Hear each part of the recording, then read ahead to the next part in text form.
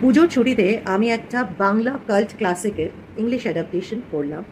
বইটা তখনকার সময়, মানে বইটা মনে হয় পাবলিশ হয়েছিল 60s, তখনকার সময় কিন্তু ইট ওয়াজ আ ব্যান্ড বুক। বইটা পড়ে বুঝতে পারলাম যে কেন বইটাকে তখনকার লোকেরা বা তখনকার সমাজ ব্যান্ড করেছে। আচ্ছা, এটা কি হতে পারে যে একটা মধ্যবিত্ত বাঙালি সম্ভ্রান্ত বাড়ির বউ, যে নিজে পছন্দ করে তার 20-21 বছর বয়সে তার পছন্দর লোককে বিয়ে করেছে? এটা 1960s, ওই সময়ের বাঙালি হাউসহোল্ডের গল্প। মেয়েটি বিয়ের 12-15 বছর পর যখন মেয়েটা ইন হার লেট 30s, মেয়েটার চিন্তাভাবনা পাল্টেছে, মেয়েটার রুচি পাল্টেছে। এই রুচি পাল্টানোর কারণটা হচ্ছে তার পরিবেশ।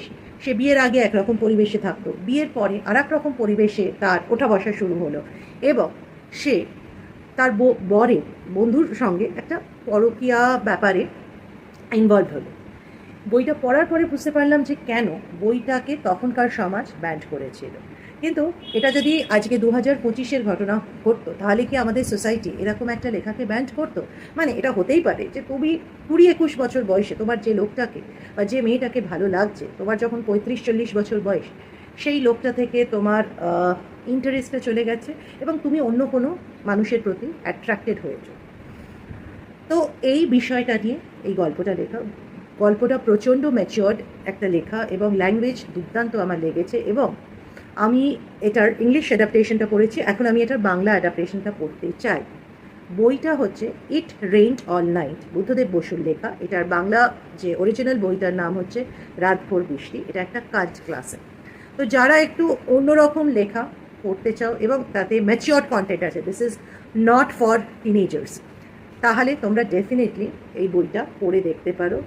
এরকম কাল্ট ক্লাসিককে রেটিং দেবার দুঃসাহস আমি করতে পারি না, বিকজ আমার তোমরা বুঝতেই পারছো যেরকমভাবে বলছি, বইটার যে ভিউ পয়েন্টসগুলো পার্সোনালি অ্যাজ আ রিডার আমার খুব ভালো লেগেছে।